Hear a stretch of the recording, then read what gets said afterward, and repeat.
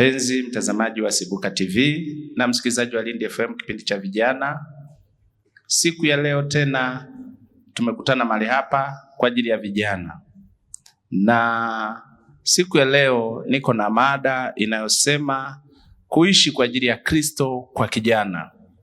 Wageni wangu nilionao, wa kwanza ni Isaac Loy, lakini pembeni yangu hapa yuko Melkizedek Mwanja. Pembeni yangu hapa anayefuata ni Mwalimu Hosiana Laiza. Alafu wa kwanza mkono wangu huu ni Mchungaji Ayubu Bilahi, na pembeni yangu hapa yuko Inot Sindini. Nayeongoza kipindi hiki ni mimi Yosefu Fimbo. Cha kwanza, karibu Mwalimu Hosiana uweze kutufungulia kwa maombi. Amina, tuombe. Mungu wetu na Baba yetu uliye mbinguni, katika jina la Yesu tunayo sababu ya kukushukuru kwa ajili ya wakati huu mwema umetupa kuwapo mbele zako kwa ajili ya kujifunza pamoja na wenzetu ambao watakuwa wanatutazama na kutusikiliza. Tunaomba neema yako ikapate kuwa pamoja nasi, utuongoze, utujalie maarifa kwa uwezo wa Roho Mtakatifu. Kila mmoja wetu tupe kuwafikia wale ambao umewakusudia, lakini hata sisi wenyewe tufundishe kupitia kipindi hiki kwa ajili ya utukufu wa jina lako. Ni katika jina la Yesu Mungu tunayaweka mambo yote mikononi mwako, tukikuamini na kukushukuru wewe. Amen. Amen. Tunaendelea, mtazamaji wa Sibuka TV na msikilizaji wa Lindi FM kipindi cha vijana. Mada tulionayo ni kuishi kwa ajili ya Kristo. Nisema tuanze na mchungaji, lakini kabla ya mchungaji tumsikilize kijana Inot. Tunaposema kuishi kwa ajili ya Kristo tunamaanisha nini? Karibu. Asante sana. Kuishi kwa ajili ya Kristo kwa upande wangu naweza nikasema ni kuishi maisha yanayompendeza Kristo. Yeah. Tunaposema maisha yanayompendeza Kristo, tunajua kabisa pale Yohana 3:16 Bwana Yesu alisema, neno la Mungu linasema, kwa maana jinsi Mungu aliupenda ulimwengu hata akamtoa mwanawe pekee ili kila amwaminie asipotee bali awe na uzima wa milele. Yeah. Tunajua ya kwamba Bwana Yesu alitufia pale msalabani sisi. Kwa hiyo maisha yetu yote yanatakiwa tuishi tukiwa tunampendeza Kristo katika sehemu mbalimbali. Yeah. Tukiwepo chuoni, tukiwepo katika jamii, tukiwepo kanisani, mahali popote pale maisha yetu yanatakiwa yampendeze yule ambaye ametufia pale msalabani. Yeah. Amina. Nashukuru sana mchungaji wangu na mkurugenzi wangu wa CGMSF katika nchi ya Tanzania. Umemsikia binti yetu Inot alivyosema kwa habari ya kuishi kwa ajili ya Kristo. Kwa muktadha wa kichungaji, kuishi kwa ajili ya Kristo kuna maanisha nini hasa katika maisha ya kijana halisi, huyu kijana unayemjua? Kuishi kwa ajili ya Kristo chuoni, shuleni, mtaani, makanisani, inamaanisha nini kuishi kwa ajili ya Kristo? Asante sana mwongoza kipindi kwa ajili ya swali zuri. Yeah. Kuishi kwa ajili ya Kristo, kwa lugha nyingine ningeweza kusema ni kuishi badala ya Kristo. Yeah. Yaani vile Kristo alitakiwa aishi, Yeah, anamkabidhi kijana. Yeye kijana anakuwa mwakilishi wa Kristo. Kwa sababu hiyo anajitahidi kutenda sawasawa na Kristo. Kuna watu wengi hawakuona Kristo.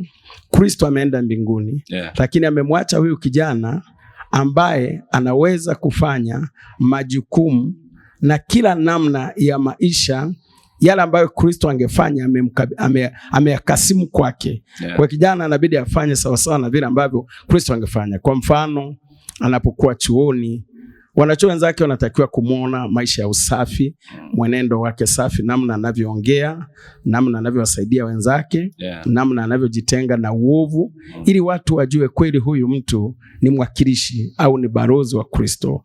Akiwa kanisani ni hivyo, atakuwa mstari wa mbele kuhamasisha vijana wenzake kuishi maisha mazuri ya kumpendeza Mungu, ya kuwasaidia wazazi na jamii kwa ujumla, na mahali popote atakapokuwa ahakisha anafanya sawa sawa na vile Kristo anavyotaka. Ya kwamba kama kuna mtu alikuwa amechelewa kuzaliwa, amekuta Kristo hayupo, kwa sababu kuna kijana huyu anaishi badala ya Kristo, anaweza kutosheleza watu wengine, akasema la, hata kama tukumuona Kristo, kwa kumuona huyu Bwana basi tumemwona Kristo. Nashukuru sana Mr. Isaac. Umesikia kuishi kwa ajili ya Kristo ni kuishi kama Kristo. vijana unavyowaona wanaishi kama Kristo?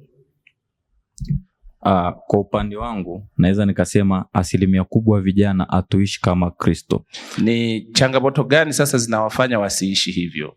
Asante sana ndugu mwongoza mada kwa swali zuri. Kuna changamoto mbalimbali. Yeah. Kuna changamoto za kijamii au tunaweza kusema za kimazingira. Yeah. Na zingine nikaweza kusema za kimtazamo. Yeah. Kwa mfano nikianza na changamoto za kimtazamo.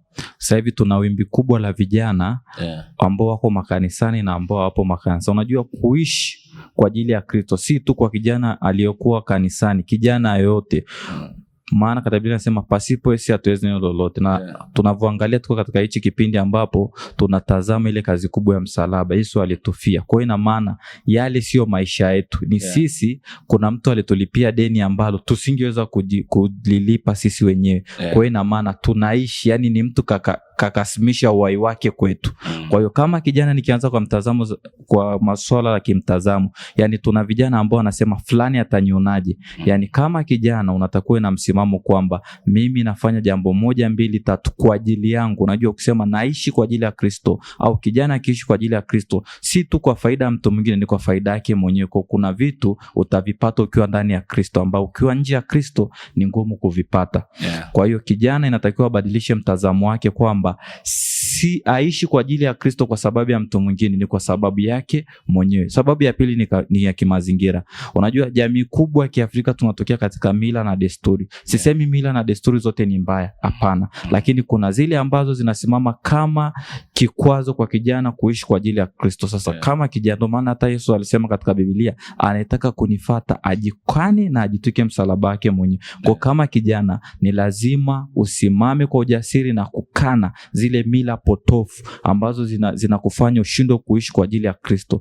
Hapo utakuwa umesaidia maisha yako kuishi kwa ajili ya Kristo, na kuna vitu utavipata. Yani ukiishi kwa ajili ya Kristo moja kwa moja utakuwa umetengeneza mahusiano mazuri na Kristo. Kwa hiyo kuna baraka, kuna neema utapata kutokana na kuishi kwa ajili ya Kristo. Asante. Nashukuru sana. Melkizedeki, una cha kuongezea hapo kwa maana ya changamoto zinazowazuia vijana wasiishi maisha ya kumpendeza Kristo kwa alichosema hapo Isaac? Una cha kuongezea? Amina. Bwana Yesu asifiwe. Amen. Amina. Kama vitu viwili kama sio kimoja. Mwenzangu ameelezea vizuri katika mambo ya mitazamo pia na mambo ya vijana. Sisi mara nyingi tuna hali moja ya kwamba kuiga. Tukiongelea katika hali ya uiga, sisi vijana mara nyingi tunapendwa kuvutiwa na mambo ya kisasa, kwamba kitu gani kinaendelea katika wakati huu. Na ukiangalia vijana wengi sisi tunaenda katika kina cha vitu ambavyo hata ukiangalia focus yetu, Biblia inatuelekeza maisha ya ujana wetu yanatakiwa waje. Tukimwangalia Yesu Kristo, mambo aliyokuwa anakataa, mambo alikuwa na limitations zetu sisi hatuna. Tunakuwa tunaondoka kwenye ile kusudi na lengo la Kristo. Tunaenda kusink kwenye kuenda kwenye kina cha mambo ambayo sisi hatukuelezwa na Biblia inatufanya sisi kuyafuata. Kwa hiyo changamoto kubwa ya sisi vijana tunakuwa tunafuata mikumbo. Yani sijajua niwekeje hili neno, lakini trendi. Yani tunakuwa tunaenda badala sisi ndo tuweke trendi ama tuweke kwamba huu ndo mwelekeo wa Kikristo, sisi tunatoka mpaka kwenye namna ya kidunia. Kwa hiyo tunaenda mpaka kwenye namna, yani tunatoka kwenye namna ya kisisi wa Kristo, tunaanza kuiga. Kwa hiyo hii inakuwa ni changamoto kubwa sana kwa vijana kuanza kwenda kutokuweza kuishi kama vile maisha ambayo ya kijana anatakiwa kwamba kuishi kwa ajili ya Kristo. Ni kama vile naweza nikaelezea kwamba wewe mfano ni balozi wa Tanzania. Amina. Kwa maana ya kwamba unapokuwa unatumwa kutoka katika nchi ya Tanzania unaenda labda ni Marekani ama ni Ujerumani, maana yake unapoenda kukaa katika ile nchi wewe unakuwa ni mwakilishi wa Tanzania. Kwa maana ya kwamba sio kwamba unaenda kule ukao kama Mjerumani ama ukaishi maisha ya Jerumani, ila unaenda pale kuliwakilisha kanisa ama kuiwakilisha nchi ya Tanzania. Kwa maana yake kwamba kwa ile serikali ya Tanzania iko pale Ujerumani. Kwa hiyo sisi pia tunaweza tukawa tunashindwa kufanya hivyo kwa sababu tumeshindwa kuweka mikazio mizuri kwa ajili ya hilo. Amen. Nashukuru sana. Mwalimu Hosiana, inawezekana kuishi maisha ya wokovu bila kuathiri bila kuathiriwa na mazingira au bila kuathiriwa na marafiki? Inawezekana? Inawezekana. Kwa namna gani inawezekana? Kwanza, inawezekana kuishi maisha ya kumpendeza Mungu, kuishi kwa ajili ya Kristo, pasipo kuathiriwa na mazingira ama marafiki. Hapo tukisema mazingira ama marafiki, hivi ni vitu ambavyo moja kwa moja ni changamoto ambazo zinaweza kuwafanya vijana wasiishi kwa ajili ya Kristo. Lakini pamoja na kwamba ni changamoto, inawezekana kuzishinda. Moja kwa moja, kabla sijaja kwenye mtazamo wa kawaida katika maisha ya kawaida, tunaweza tukachukulia mfano kwenye Biblia. Kuna vijana ambao waliishi kwa ajili ya Kristo, ingawaje walikuwa katika mazingira ambayo yanaweza kabisa kuwapelekea kumkosea Mungu au kuishi maisha ambayo hayampendezi Mungu. Tunaweza tukaanza na kijana mmoja ambaye anaitwa Samueli. Samueli akiwa katika umri baada ya kuanzia utoto, tunasoma habari zake kwamba alipelekwa na mama yake akatumike nyumbani mwa Mungu. Sasa Samueli alikutana na wale watoto wa Eli ambao ni watoto wa makuhani. Lakini wale watoto hawakuishi maisha ambayo yanaweza tukasema yanampendeza Mungu. Tunasoma tabia zao zilikuwa tofauti. Waliwekwa kama makuhani kuhudumu pale, kuwahudumia makuhani, lakini vile walipokuwa wanafanya ilikuwa ni tofauti. Hadi kwenye mambo ya chakula wanafanya vitu vibaya. Lakini tunaona kwamba Samueli baadaye alikuja kama mtumishi wa Mungu mkubwa, kwa sababu kuanzia akiwa pale yale mazingira yangeweza kumwathiri Samueli moja kwa moja. Kwa sababu angeweza kuona sasa, kama hao ni watoto wa kuhani lakini wanafanya vitu vya namna hii, kwani mimi ni nani? Na tunajua kwamba Samueli alitoka tu kwenye familia ya kawaida, lakini kulingana na ile nadhiri ambaye mama yake aliweka tangu akiwa anamuomba Mungu kwa ajili ya kumpata, kwa alipopelekwa kule, yani tunataka kusema kwamba yeye hakulelewa kwenye mazingira au maisha ya kikuhani. Lakini alipopelekwa kule alikutana na watoto wa kuhani. Ingekuwa rahisi Samueli kusema kwamba kama hawa watoto wa wachungaji wanafanya hivi, kwani mimi ni nani? Kama ambavyo hata kwenye mtazamo wa kawaida, kwenye maisha ya kawaida ambayo tunaishi, tunakutana na vijana wengi wanaharibu maisha. Kwa sababu kuna baadhi ya watoto wa watumishi wa Mungu ambao wanashindwa kuishi katika maisha ya kumpendeza Mungu, wanakosa kuwa kielelezo. Sasa wale walikosa kuwa kielelezo, lakini Samueli yeye, pamoja na hayo mazingira ya uasi, ya kuchochewa na marafiki, yeye bado alisimama katika nini? Katika kweli, ama kuishi kwa ajili ya. Nashukuru sana. Mchungaji, umesikia vijana wamesema kwa habari ya changamoto zinazowafanya vijana washindwe kuishi maisha ya kumpendeza Kristo. Mtazamaji wa Sibuka TV na msikilizaji wa Lindi FM, kipindi cha vijana, siku ya leo tuko na mada ya vijana inasema kuishi kwa ajili ya Kristo kwa kijana. Tumesikia maana ya kuishi kwa ajili ya Kristo, lakini vijana wamesema changamoto mbalimbali ambazo zinawazuia vijana wasiishi kwa ajili ya Kristo. Kuna cha kuongezea hapo, mchungaji? Asante mtangazaji na mwongoza kipindi chetu. Ni kweli nina jambo la kuongezea katika vitu ambavyo vinawapinga vijana wasiweze kufanya vizuri. Viko vitu vingi ambavyo vinawazuia sana vijana wasimwabudu Mungu katika namna njema. Moja ni mambo ya mitandao ya kijamii. Kwa sasa vijana wengi wamejikita katika mambo ya mitandao ya kijamii. Wanajifunza mambo ya kigeni kuliko mambo ya nchi zao, kuliko mambo ya jamii zao, kuliko mambo ya makanisa. Yaani vijana hawana kitu ambacho wanajifunza kutoka kwa wazazi, isipokuwa wanajifunza mambo kutoka kwenye mitandao. Yanakuta kijana analala hapa kwetu Tanzania, lakini akili yake na mawazo yake ni ya Kijerumani au ya Kimarekani. Kwa hiyo ni kigezo namba moja. Yaani wamehamia kwenye mitandao. Zamani wa vijana walikuwa wanakaa na wazazi kwenye jamii zetu, wanakoka moto, wanaongea, wazazi wanawafundisha mambo mbalimbali, ukitaka kuoa uweje na mambo kadha wa kadha. Lakini kwa sasa vitu hivyo havipo tena katika jamii. Wazazi hawana muda wa kukaa na watoto, vijana wamehamia katika mitandao. Kwa hiyo mitandao ya kijamii imechukua vijana na wanajifunza kila kitu kutoka kwenye mitandao. Hata usomaji wa Biblia hawapati nafasi kwa sababu wako huko.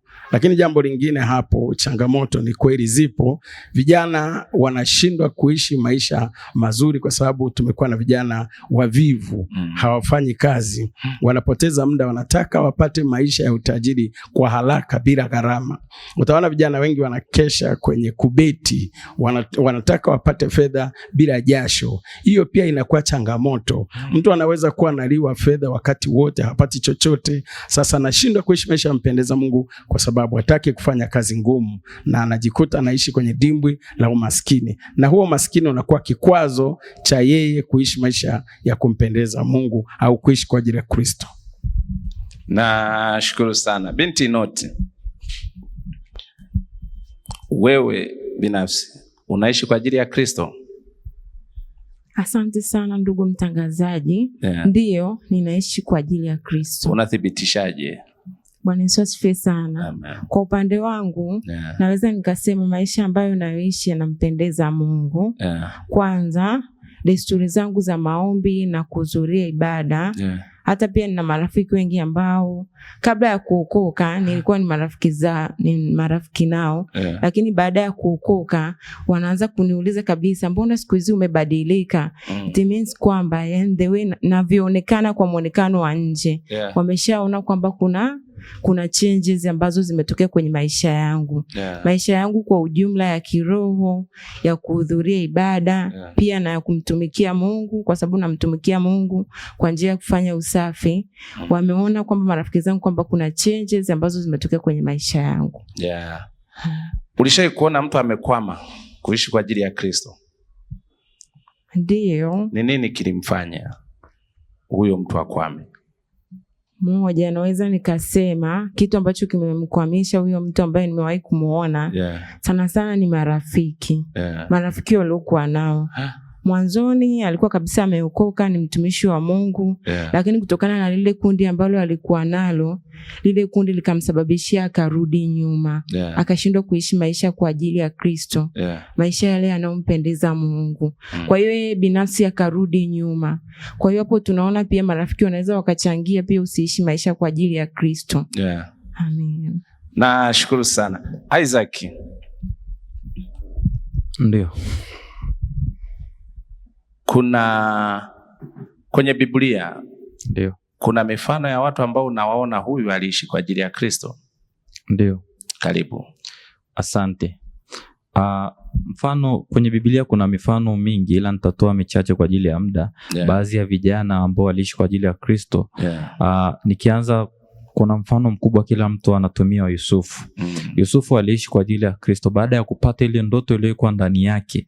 Lakini ndoto ile ilikuwa tu sio kwa ajili ya Yusufu bali kwa ajili ya Kristo, kuja kuwasaidia wana wa Israeli baada ya kuja kupata chakula. Baba yake na mama na ndugu zake walivyoenda katika ile nchi, wale ndugu zake walipata chakula. Kwa hiyo ilikuwa ni kusudi la Mungu kwamba kuwasaidia wale watu wasife na njaa. Lakini hilo kusudi alikutimia tu ni mpaka pale Yusufu alipofanya maamuzi thabiti ya kuishi kwa ajili ya Kristo. Alikana uovu wote.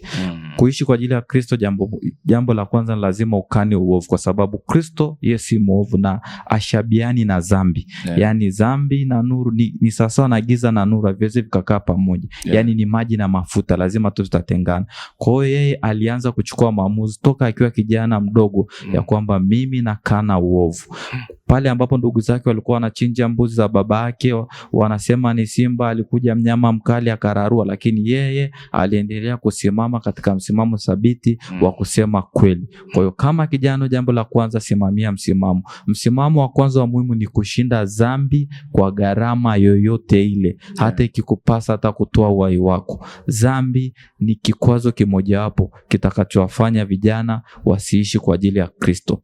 Kwa hiyo Yusufu ni kama kielelezo. Mtu wa pili nayemtumia kama kielelezo ni Danieli. Danieli alienda katika ile nchi, akakuta vyakula vya kisasa mfalme wanaandalia. Je, tujiulize vijana wa sasa, tunapoitwa mfano kwenye karamu za viongozi, karamu za watu wakubwa, ambapo unaona kabisa hapa kuna unajisi unatendeka. Je, tuko tayari kukana kile chakula kukiacha kwa ajili ya Kristo, tuko tayari kulipa gharama. Pengine pale ungepata fursa. Danieli pale angepata fursa, angeonekana mtu mkubwa, lakini alikubali kila upinzani kwa sababu aliazimia ndani ya moyo wake kwamba mimi niko naishi kwa ajili ya Kristo. Kwa hiyo kama kijana, naomba kwa ndugu mtazamaji na msikilizaji, lazima kijana unayetusikiliza au mtu yote anayetusikiliza na kututazama azamirie kutoka moyoni mwake, mimi naishi kwa ajili ya Kristo. Kwa hiyo lazima kuna vitu vitakuja katika maisha mwako. Unajua kuna vitu vinakuja vinaonekana kama fursa, lakini ni kifo chako cha kiroho. Na ni bora ufe kimwili kule kufa kiroho. Maana Biblia inatuambia, Mungu anasema msimwogope anayeweza kuua mwili huu, lakini mwogopeni anaweza kuua mwili na roho. Kwa hiyo kama kijana lazima uwe na msimamo thabiti kupinga vitu vyote, hata kama kwa macho ya damu na nyama vinaonekana vyema. Ndio maana kama alivyosema dada Inot, kijana lazima udumu katika maombi. Njia pekee ya kugundua ni maombi, kwa sababu walio wa roho ongozwa na roho. Asante sana. Na shukuru sana. Melkizedeki, nani aliyekufanya, aliyekuhamasisha, anayekuchochea uishi kwa ajili ya Kristo ukiacha Biblia? Okay, naweza nikazungumza kwa namna ya kwanza. Mtu ambaye amekuwa akinichochea na kunifanya niishi maisha kwa ajili ya Kristo, naweza nikasema ni mzazi wangu kwanza, ambaye ni baba yangu.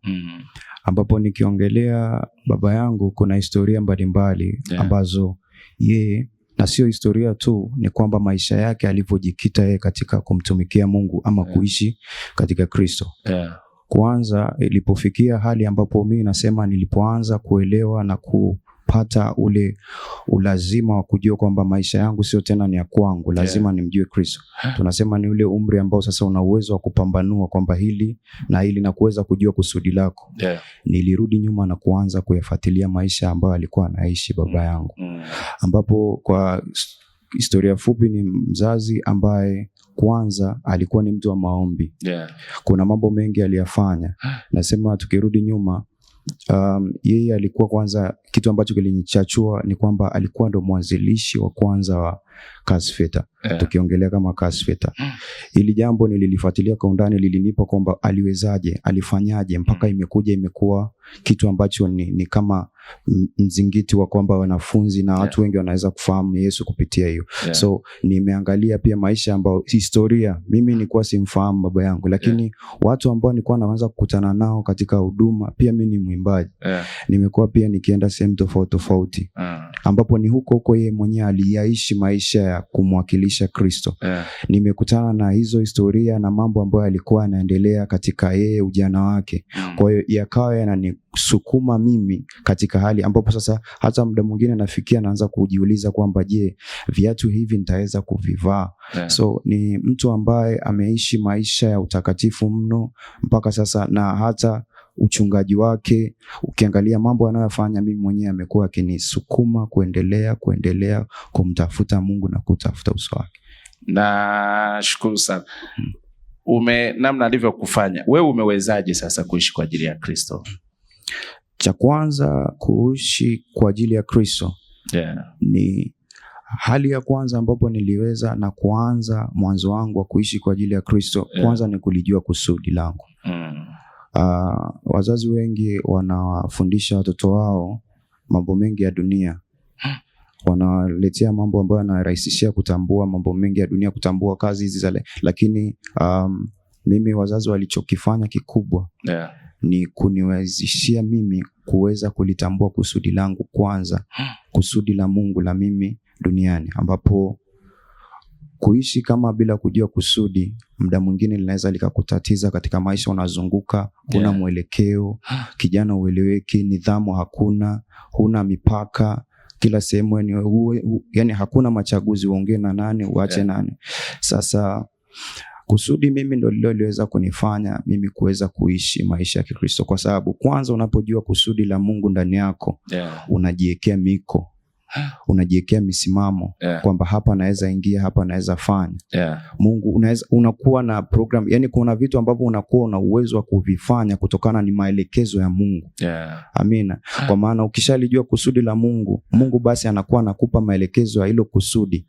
Na hilo kusudi anakupa na njia, kanuni za kwamba fanya hivi, fanya hivi. Kwa hiyo unaishi kusudi la kuishi kwa ajili ya Kristo kutokana na kusudi lile alilokupa Mungu. Kwa hiyo maisha ambayo unaishi, uwezo ukaishi tu kwamba naishi kwa ajili ya Kristo bila kulitambua kusudi lako wewe kwanza duniani ama kusudi la Mungu ndani yako. Kwa hiyo utaweza kuishi kwa kusudi la Mungu kama kijana mwenzangu na kushauri kwa kuweza, yani maisha yako kuishi kwa ajili ya Kristo kwa kuweza kulitambua kusudi la Mungu ndani yako, kusudi la Mungu kwa ajili ya watu, na pia kuto kuishi kwa ajili ya wewe. Ishi kwa ajili ya Yesu. Maana yake ni vitu vingi ambavyo vinaweza vikakusukuma ama una uwezo wa kuanza sasa kuishi maisha. Uwezi ukaishi hivi bila kusudi. Amen. Nashukuru sana. Mwalimu Hosiana, umewezaje kuishi kwa ajili ya Kristo? Wewe kama binafsi umewezaje? Asante kiongozi.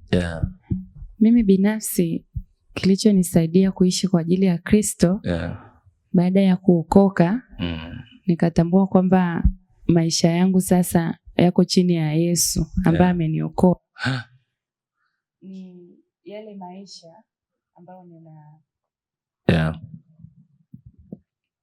maisha ya kujiepusha na dhambi. Baada tu ya kuokoka nikatambua kwamba yani wokovu ni kuishi maisha matakatifu. Kujitenga na uovu. Kwa hiyo kitu ambacho kimenisaidia nikaweza kuishi kwa ajili ya Kristo ni kujitoa. Kwa baada tu ya kuokoka mimi nilianza kujihusisha na kumtumikia Mungu.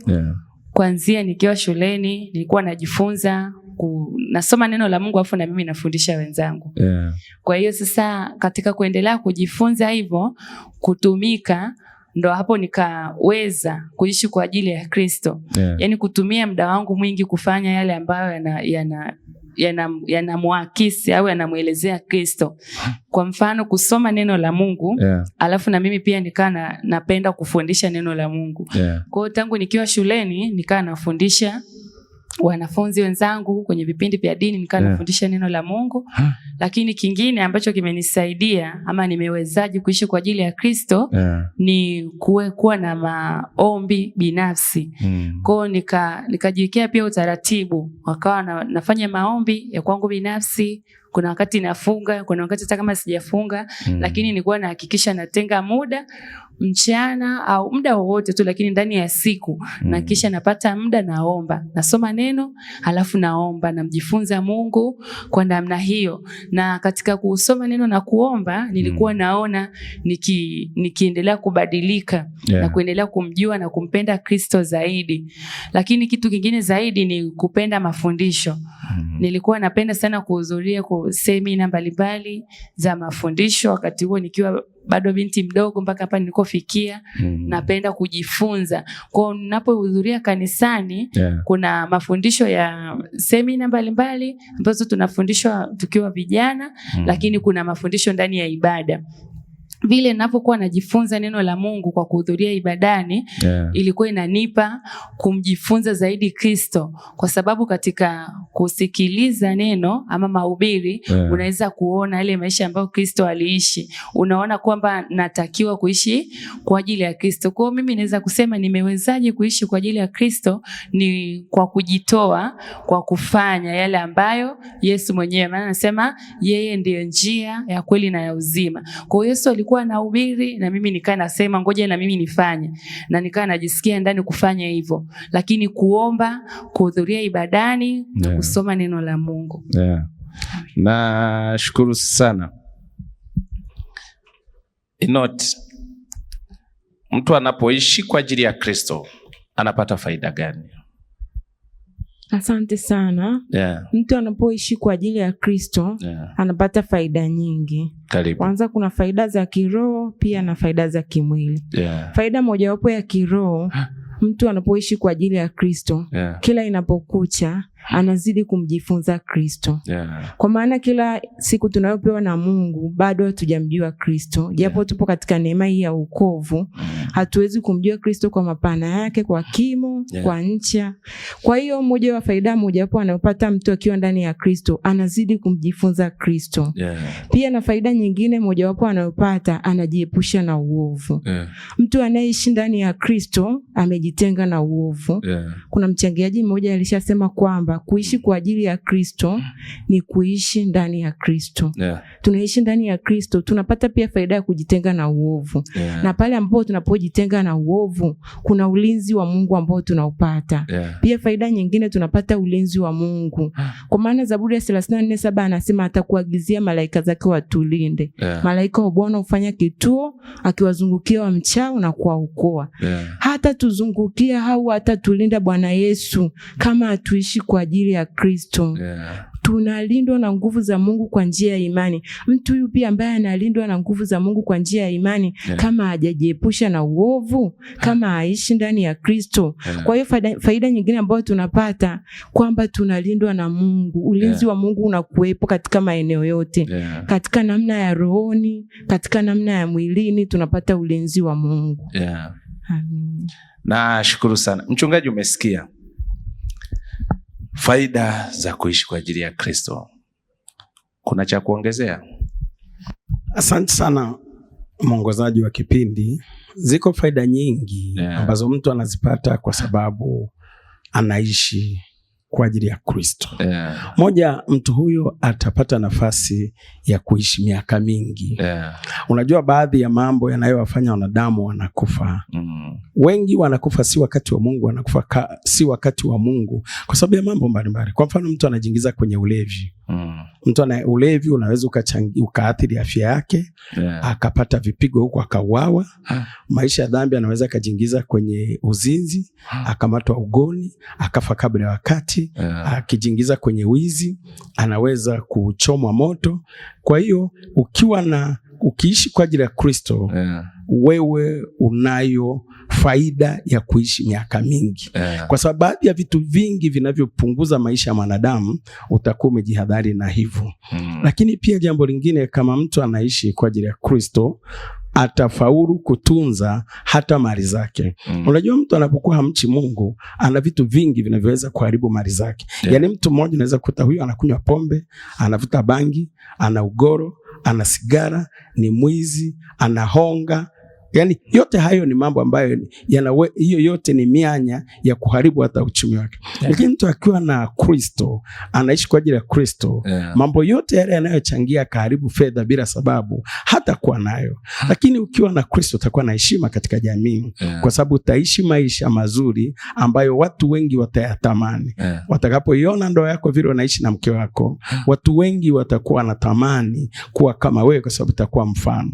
Kwa sababu hiyo jamii utaisaidia, hata serikali utaisaidia katika mambo ambayo yanasumbua wananchi. Labda mapolisi lazima wawepo, kila kitu unafanya kwa sababu unaogopa polisi, au unashinda kufanya kwa sababu ya kuogopa polisi. Unapokuwa unaishi kwa ajili ya Kristo, kwa lugha nyepesi ni kama huna haja ya polisi, kwa sababu hutakuwa mwizi. Kwa hiyo kama watu wote wangemwamini Yesu, ni kama polisi ingefika mahali isingekuwa na kazi, au ingekuwa na majukumu machache sana. Lakini sasa polisi inashughulishwa sana kwa sababu ya madhambi ya watu. Kwa kumbe hata tukimjua Mungu, serikali wanaweza kuwa na wakati wa kufurahia, watakuwa hawana watu wanaopenda rushwa na mambo yasiyofaa.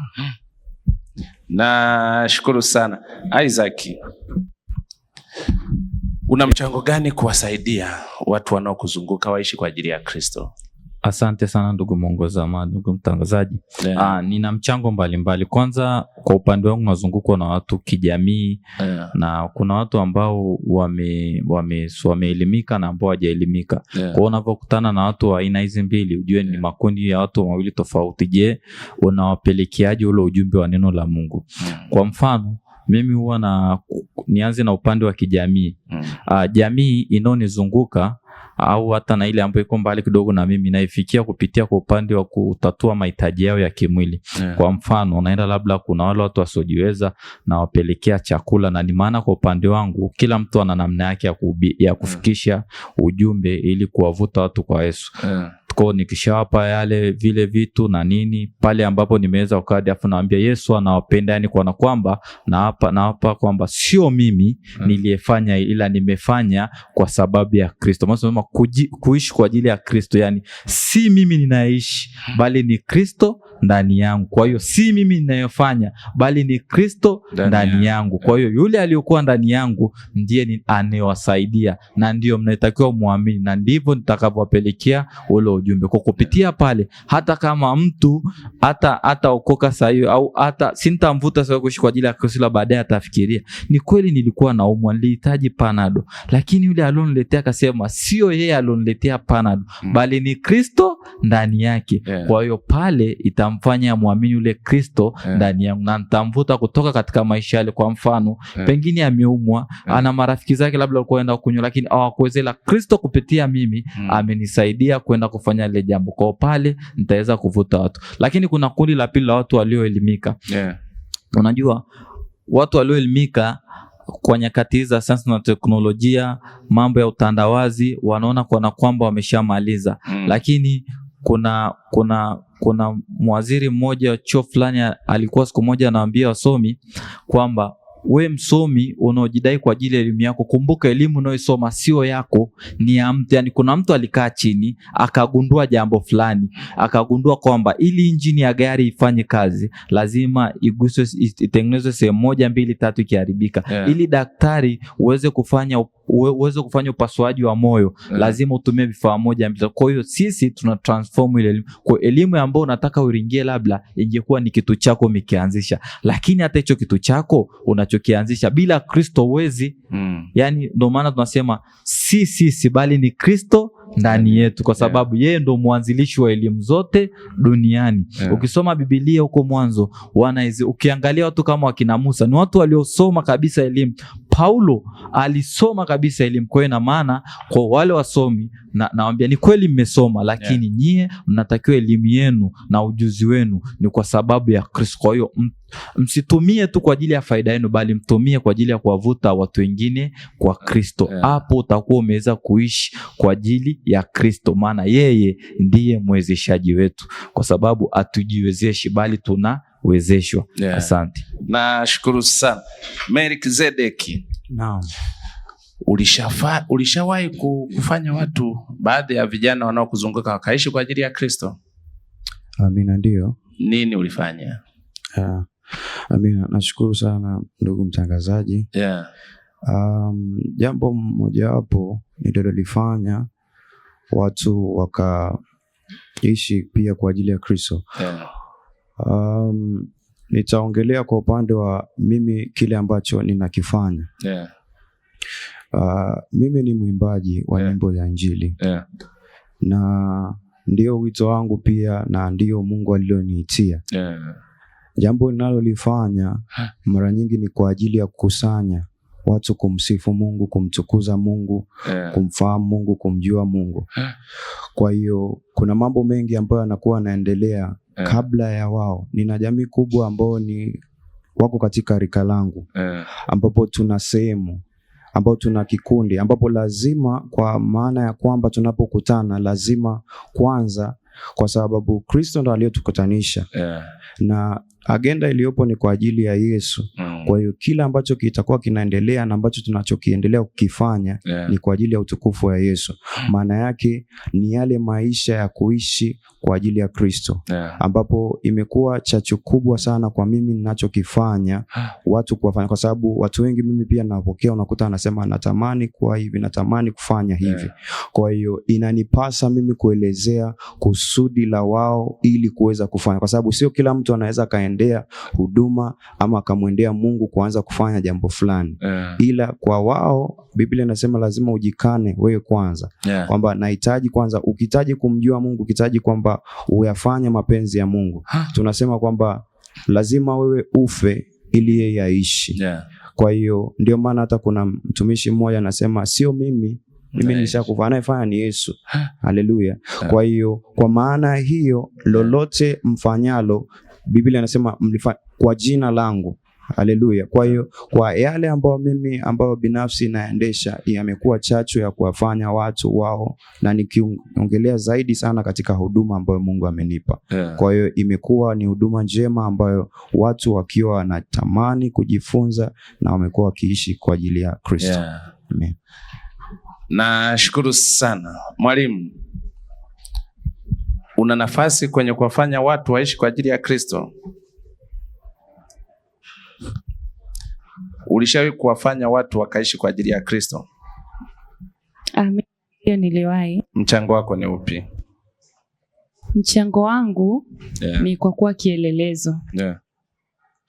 Niliwahi kuwa na watu tofauti na nikawafanya pia waishi kwa ajili ya Kristo kwa namna ambavyo mimi nilikuwa naishi. Namna nilivyokuwa ninavaa, namna nilivyokuwa na enenda, lakini namna ambavyo nilikuwa pia napenda kujihusisha na kumuomba Mungu. Kwa naweza tu nikachukulia mfano, nilikuwa na ndogo wangu mmoja ambaye wakati ninasoma akaja anapenda sana kujifunza kwangu. Akaniambia, mimi napenda unavyoishi, yani unavovaa, unavyoongea, unavyomtumikia Mungu. Napenda unavyopenda kuomba. Kwa sasa yeye kwa kuniangalia tu mimi akawa anatamani kuwa vile ambapo mimi ninafanyaje, ninakuwa. Kwa akaniambia, hebu nielekeze wewe unafanyaje, inakuaje? Hata nguo anavyokuwa anavaa anapenda kuniomba ushauri. Kwa sasa nimewezaje kumfanya mtu aishi kwa ajili ya Kristo? Ni kwa kuwa kielelezo vile tu ambavyo walikuwa wananitazama. Kwa yule mtoto akaanza na yeye kuwa vile, anaanza kuiga ambacho nakifanya na yeye ndo anakifanya. Kila ninapokuwa naenda kwenye maombi na yeye anaanza hivyo hivyo, anaiga zile ratiba zangu, kama ambavyo mimi ninaishi. Kwa naweza nikasema nimewafanya watu kuishi kwa ajili ya Kristo kwa kufanyaje? Kwa kuwa kielelezo mimi mwenyewe binafsi, lakini pia kwa kuwashuhudia. Kwa kuwashuhudia Injili ya Yesu Kristo. Nimewahi kushirikiana na vijana wenzangu katika kufanya mikutano wakati tunasoma pia huko chuoni. Sasa vile nikaenda na shuhudia tulipokuwa tunafanya huduma ya door to door, tunashuhudia Injili. Kuna watu ninakumbuka mpaka sio muda mrefu, lakini tulikuwa bado tunawasiliana. Unakuta mtu anakuambia, jamani, kama mliotuletea ilikuwa ni nzuri na tunatamani, lakini mwingine alikuwa ni binti. Tunaendana kirika. Kwa hiyo akabadilisha mtazamo wa maisha yake, akaanza kumwamini Mungu na akaanza kufanyaje? Kuenenda kwa ajili ya maisha ya kuishi kwa ajili ya Kristo. Nashukuru sana sana sana. Inoti, kanisa linavyopambana kuwafanya watu waishi kwa ajili ya Kristo, unaridhika na hiyo kasi? Kwa upande wangu naweza nikasema naridhika kwa namna ambavyo kanisa inawafanya watu waishi kwa ajili ya Kristo. Waongeze eneo gani? Labda kwa upande wangu naweza kusema waongeze zaidi kuwafikia wale watu ambao hawamjui Kristo kwa njia ya kujishughulisha kwa shughuli mbalimbali. Tunajua kwamba tuna mikutano mbalimbali ya Injili, tuna wahubiri, tuna watumishi wa Mungu ambao wanatembelea maeneo mbalimbali. Lakini kwa upande wangu ningesema labda zaidi wawafikie wale watu mbalimbali kama maeneo ya mahospitalini, wafike maeneo ya magereza pia. Pia kuna watu wengine kule mtaani, sawa tunahubiri Injili kuwafikia kwa mitaani, lakini tuzidi zaidi kufika hata maeneo ya kijijini, ndani kwa ndani. Huduma zile zitawafikia watu na watazidi kuishi kwa ajili ya Kristo na kumjua Kristo kwa ujumla. Wewe ulishawahi kufanya kuwafikia watu? Amina, nishawahi kufanya hivyo. Ulifanya nini? tuliwahi kutembelea kituo cha watoto yatima. Sema kituo hicho kilikuwa kina watu mchanganyiko, Wakristo pia na Waislamu, japo walikuwa wanamjua Mungu lakini si kwa namna fulani ya kuokoka. Lakini tulivyotembelea tukafika pale tukajitambulisha, sisi ni vijana kutokea sehemu fulani tumeokoka, tumewaletea habari njema ya Yesu, na pia hivi ambavyo tumewaletea ni Mungu tu ametusaidia. Tulivyofika pale tukajitambulisha, tukaongea nao, tukakaa, tukashare mawili matatu. Wale watu wakaanza kutuambia, kwani nyinyi mmeokoka? Nini maana ya kuokoka? Wakawa wanatuuliza sana. Lakini mwisho wa siku wakasema tuwaongoze sala ya toba ili wao binafsi wamjue Kristo kama Kristo. Na ni kweli tukawaongoza sala ya toba. Mwisho wa siku hata walikuja wakatupigia simu wakatuambia, tumepata kanisa la watu waliookoka, tumejiunga nao na tunazidi kumjua Kristo. Nashukuru sana. Mtazamaji wa Sibuka TV na msikilizaji wa Lindi FM kipindi cha vijana. Tuko na kipindi cha vijana na siku ya leo mada tulionayo ni kuishi kwa ajili ya Kristo kwa kijana. Nina wazungumzaji wangu hapa, ninao vijana mbalimbali wamenitembelea, lakini ninaye mchungaji ametutembelea. Nayeongoza kipindi hiki ni mimi Yosefu Fimbo. Mchungaji, umesikia namna ambavyo wanasema nafasi ya kanisa katika kuwafanya vijana waishi kwa ajili ya Kristo. Unaridhika nayo? Asante sana ndugu yangu mwongoza kipindi. Mimi naridhika, lakini bado naona kuna maeneo ambayo kanisa linatakiwa kujitahidi kuwasaidia vijana. Maeneo yapi? Eneo namba moja, kuna watu wengi sana wako mitaani wanafanya shughuli kwa mfano za ukahaba. Wale watu ni watu ambao hawapendi kabisa kufanya ile kazi. Kwa hiyo kama kanisa linaweza kuongeza jitihada likawafikia, lakini likawapa kazi za kufanya. Unajua wale watu sio kweli kwamba wanapenda sana ile kazi. Wanakuwa hawana kitu cha kufanya. Kwa hiyo kama wanaweza kuhubiriwa Injili lakini wakapewa kazi. Kwa sababu nakuta mtu hata mavazi hana tena mavazi mengine ya star. Haina mavazi alionayo ni hayo. Hana namna nyingine ya kupata kipato. Kwa hiyo anakomalia kwenye ile kazi. Lakini kanisa likiweka namna ya kuwapa kazi za kufanya, watu wengi wanaweza kutoka kwenye ile mazingira. Lakini eneo la pili ni ya watoto. Kuna shida, watoto wengi wanaishi kwa shida huko mitaani. Mara baada ya wazazi wao kuachana au baadhi ya wazazi kufariki. Kwa hiyo wako watoto wanaishi katika mazingira magumu. Sasa hawa kama kanisa likiongeza bidii, linajitahidi lakini kaongeza vituo vya kusaidia watoto walioko kwenye mazingira magumu, itakuwa rahisi kuwalea na kuwakuza ukafundisha neno la Mungu. Nimalize na eneo la tatu ambalo kanisa unaweza kujitahidi, ni eneo, of course tunazungumzia vijana, lakini niongea hata eneo la wazee. Kuna wazee wengi wamekuwa watu wazima, wako kwenye vijumba vyao, wanakosa matibabu, nyakati za baridi wanakosa blanketi, wanakosa hata chakula. Pia kanisa lijaribu kuangalia wazee kama hao ambao sasa hawana nguvu ya kwenda kanisani, lakini pengine watoto wao wengine wamewatelekeza, watoto wengine wameenda mijini, hawakumbuki, wanaishi maisha ya shida. Bado pia kanisa linaweza kufanya jitihada. Ziko nchi zinakusanya wale wazee na kuwatunza. Kanisa linaweza kutengeneza hata vituo vya kuchukua wazee ambao wamekosa watu wa kuwahudumia, wakaajiri vijana na wakahudumia wale wazee, kuliko wale wazee wanafia kwenye vijumba. Wakati mwingine wanakufa kabla ya wakati wa Mungu. Ni kwa sababu tu ya kukosa wahudumu. Mimi naona kanisa liongeze jitihada katika mazuri linayofanya. Nashukuru sana. Melkizedeki, maombi inasaidiaje kuwawezesha vijana waishi kwa ajili ya Kristo? Amina. Nashukuru ndugu mtangazaji. Kwanza maombi kama maombi kwanza yanaleta utakatifu. Haleluya. Na ukiangalia sisi wa Kristo tuliokoka, sisi utakatifu ndio sera yetu. Huwezi ukawa mwana maombi kuna mambo mengine yanaendelea ambayo yampendezi Mungu. Huwezi ukawa mwana maombi and bado kuna vitu ambavyo hakuna vifungo vinaweza vikakustahimili katika maombi. Kwa maana umeongelea swala la maombi kwa ajili ya katika kuishi kama kumshape kijana, kumtengeneza kijana aweze kuishi kwa ajili ya Kristo. Amina. Kama maombi hufungua. Maombi huweka wazi. Maombi kila ambalo kama kwa kijana unaitamani, kiu ya kuwa, basi hatua ya kwanza ni maombi. Ukiangalia katika vitu vingi, labda nikisema mimi napenda kumwangalia mtu kama Daudi. Vita yoyote, sisi vijana tuna changamoto nyingi tunaziface. Kuna vita nyingi tunazokutana nazo.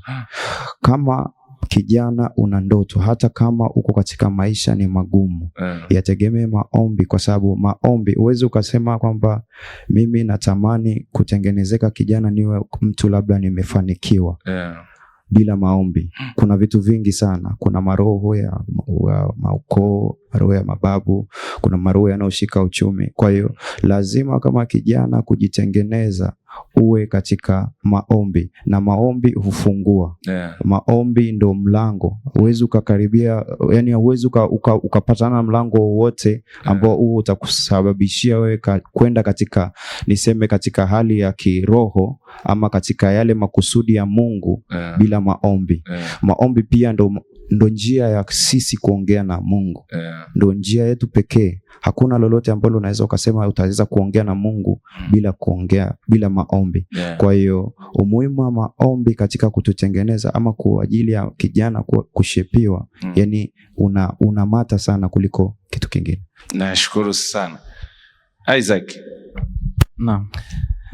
Neno la Mungu linatumikaje kumsababisha, kumwezesha kijana aishi kwa ajili ya Kristo? Asante sana ndugu mtangazaji. Tunajua hapa duniani sisi kama Kristo watu tuliokoka, neno la Mungu ndo kama dira, ndo kama mwongozo katika maisha haya. Au katika ulimwengu, chochote unachokihitaji utakipata katika neno la Mungu. Kama sema neno la Mungu ni kama dira. Ukitaka mambo ya uongozi utapata kwenye neno la Mungu. Tena utajifunza kwa mifano waliofanikiwa, utajifunza kama wakina Daudi, njia walopitia mpaka akaja kuwa viongozi, wakina Sulemani, wakina Sauli. Ukitaka kujua habari ya utajiri, wakina Sulemani walikuwa matajiri wakubwa duniani na baada yake hakuna aliyetokea. Wakina Ibrahim walikuwa matajiri, wakina Isaka walikuwa tu matajiri. Ukija kwa mfano ya elimu, wakina Paul ni wasomi, Mathayo ni wasomi wakubwa. Kwa hiyo chochote unachokitaka katika Biblia, katika maisha haya utakipata katika Biblia. Kwa hiyo sisi kama vijana tuchukue neno la Mungu kama dira, kama kitu cha kujipima nacho. Unajua unaweza ukasema fulani ndo kama picha yangu ya kujitazama. Ukishamwangalia fulani, rudi katika Biblia, jipime. Unajua kuna wakati nilikuwa najaribu kusema hivi, mimi kama kijana nikishamwangalia yule ambaye namtumia kama picha, je, nikirudi katika Biblia, nikijipima na Biblia inavyotaka. Unajua kuna namna ya Ukristo wa sasa tunasema tunauchakachua. Hasa kwa vijana tunataka Ukristo mambo sasa. Yani kuna vitu kwenye Biblia vinakataza, lakini kutokana tunaangalia ndo wakati wa sasa. Je, tukirudi kwenye Biblia kuna vitu vinaruhusu. Kwa mfano sasa hivi kijana anaweza kuambia naishi kwa ajili ya Kristo. Sawa, unaishi kwa ajili ya Kristo. Unajua kuishi kwa ajili ya Kristo, wanasema vijana wengi wanasema leo Mungu anaangalia moyo, haangalii mavazi. Ni kweli, turudi kwa mtazamo wa sasa.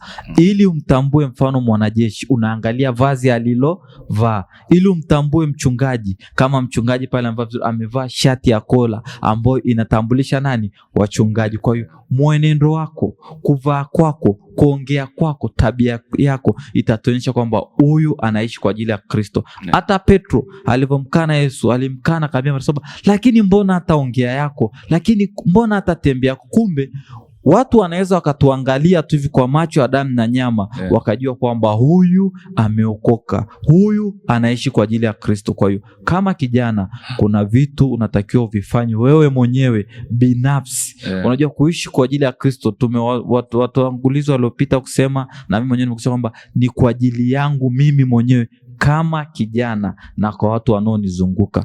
Kwa kama kijana ukiishi kwa ajili ya Kristo, kwa matendo yako, ongea yako, mtazamo wako, utahubiri Injili. Unajua kuna watu wanaweza kuokoka kwa ajili tu ya wewe kuongea kwako, kutembea yako. Watu wanavutiwa na wewe, watu wanavutiwa na tabia yako. Kunaomba nitolee mfano rahisi. Mimi kwa mfano, sehemu moja nilikuwa nikaishi ule mtaa, ulikuwa kuna vijana wengi wametoka Arusha, wameenda katika, ilikuwa ni mkoa mwingine, na walishaweka kwamba kilini mwao kwamba kila mtu anayetokea Arusha ni mvuta bangi, ni muone. Sasa mimi nikawa sijaishi yale maisha. Wakaniambia inawezekanaje Kwanza nikafika nitachalia Chuga mtu wa Chuga. Kwanza inawezekanaje? Mimi mwenyewe nikaambia nimeamua kujikana. Kumbe kuishi kwa ajili ya Kristo ni kujikana, yani kwamba kuwa mimi nipungue, yeye Kristo aongezeke ndani yangu. Asante sana. Nashukuru sana.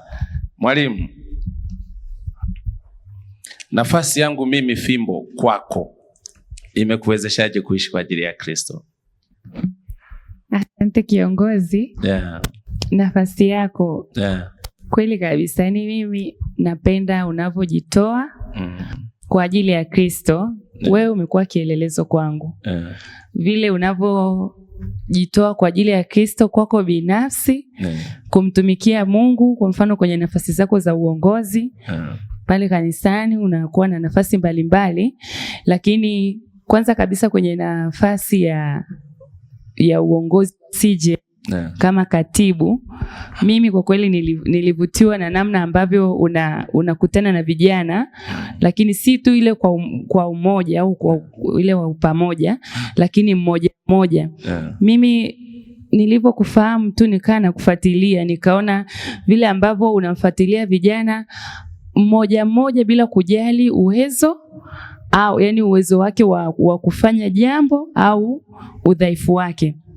Kwa mimi nikapenda vile ambavyo unawapa vijana nafasi, unachukua maoni kutoka kwa vijana kwa ajili ya kuboresha mawazo yao wenyewe, lakini mimi nimependa vile ambavyo wewe mwenyewe unakuwa kielelezo, yani kusimama kwa ajili yao, kwa katika kuwasemea, lakini katika kuwatia moyo. Lakini pia kitu gani ambacho mimi kimenifanya niishi ama mchango wako kwangu mimi, vile ambavyo unahubiri Injili. Umekuwa ni mtu wa kuhubiri Injili sana sehemu mbalimbali. Mara nyingi unakuwa unatushirikisha unapoenda sehemu mbalimbali unahubiri Injili ya Kristo. Sasa mimi kuona vile nikavutiwa, unaenda unahubiri, lakini sio tu kuhubiri na namna unapojitoa. Mimi huwa nafuatilia sana. Kwa mimi kuna wakati nikasema yani familia ya mtumishi wa Mungu Fimbo ina neema. Nikakumbuka neno linasema kwamba mimi na nyumba yangu tutamtumikia Bwana. Kweli kuna siku moja nikasema hivyo kwa sababu nilisikia unatoa ushuhuda. Yani baada ya kutoka kwenye Injili ukasema kwamba kuna kanisa mlikuta liko kwenye hali mbaya, yani ndo linaanza. Kwa hiyo mkalitegemea kajengwa lile kanisa, mkawaacha na sehemu nzuri ya kuabudu, lakini hapo tayari mmeshuhudia mkahubiri, watu wakaokoka na mkawaacha wanaabudu pale. Kwa sasa vile unavyofanya, mimi kwangu mimi inanipa kuchochea zaidi na kusimama na kujiona kwamba mimi naweza nikafanya hivyo, lakini kufanya hivyo yani kumtumikia Mungu, kujitoa, lakini kwa mtazamo wa zaidi wa mbele. Hata baadaye najua nitakuwa na familia, lakini nikana nasema hata mimi familia yangu lazima nitashirikiana na familia yangu kwa ujumla kwa ajili ya kufanyaje, kuishi kwa ajili ya Kristo kwa kukutazama wewe. Nashukuru sana. Inoti, hao umewasikia. Melkizedeki ameongea maombi kama silaha ya kufanya mtu aishi kwa ajili ya Kristo. Isaac ameongelea neno la Mungu kama silaha ya kumfanya kijana aishi kwa ajili ya Kristo. Kwa hao una cha kuongezea kwenye maombi sana? Na kwa upande wangu naweza nikaongezea kwenye upande wa maombi na neno la Mungu. Kwenye maombi neno la Mungu kabisa limeshatuweka wazi kwamba pasipo yeye sisi hatuwezi kufanya jambo lolote. Hata tunaposema tunaishi kwa ajili ya Kristo, pasipo yeye Kristo kutuongoza, kutuwezesha, hatuwezi kufanya jambo lolote. Na tutawezaje kuishi ndani ya Kristo? Ni pale ambapo tunamsii, tunanyenyekea kila inapokucha. Kila siku tunakuwa na ratiba ya maombi ya mtu binafsi, maombi ya kanisa, maombi ya kundi. Unapozidi kunyenyekea, kujishusha mbele za Mungu, kujidhili, kumwambia Mungu, pasipo wewe mimi siwezi kufanya jambo lolote. Tunamuona kwamba mchangiaji Isaac alisema alitoka nje ya Arusha, akaenda mkoa mwingine, lakini wale watu wa mkoa mwingine walimnotice kwamba huyu ni kijana wa Arusha, mbona sio mvuta bangi, mbona aishi kama hao wengine wanavyoishi. Ni kwa nini aliyaweza hayo yote? Ni kwa sababu ya maombi. Biblia imeshatuweka wazi kwamba ombeni nanyi mtapewa. kuelewa. Kuishi ndani ya Kristo, tukiomba, tukimsihi Mungu, tukinyenyekea, tunaweza kuishi ndani ya Kristo. Nashukuru sana. Mchungaji, kwa dakika moja, nini kifanyike kijana aweze kuishi kwa ajili ya Kristo? Ili kijana aweze kuishi kwa ajili ya Kristo, kijana lazima ajue hii dunia anayoishi si mali yake, ni mali ya mtu mwingine. Kwa hivyo lazima aishi sawasawa na yule aliyemweka katika dunia hii. Hapo ndipo maisha yake yatafanikiwa. Lakini akiishi kinyume na mwenye dunia, kwa sababu aliyeumba hii dunia hakuiweka bure, alikuwa na makusudi, ameleta watu humu. Kwa hiyo kijana lazima afuatilie huyu aliyeumba dunia, aliyeleta dunia, nataka nifanyeje? Aishi kwa kufuata Kristo, ajitenge na uovu. Maisha ya dhambi ni mwiko kwa yule aliyeumba dunia hii.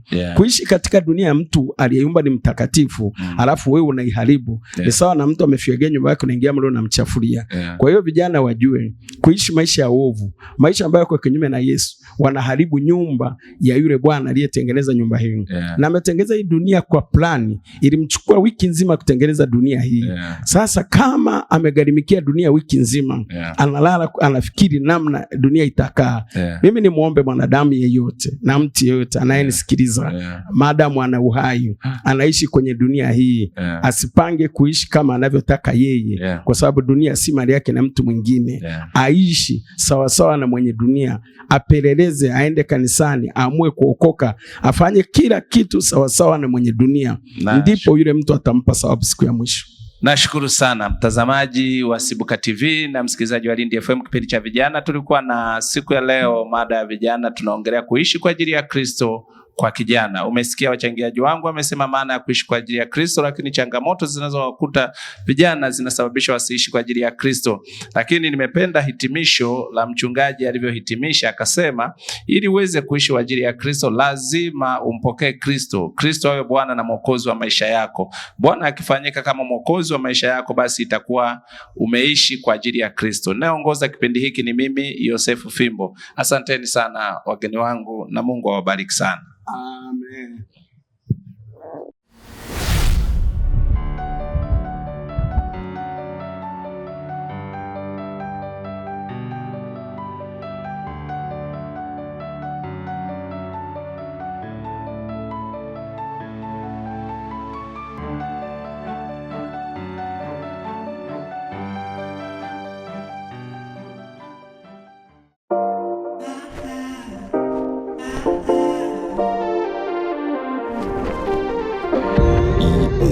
GT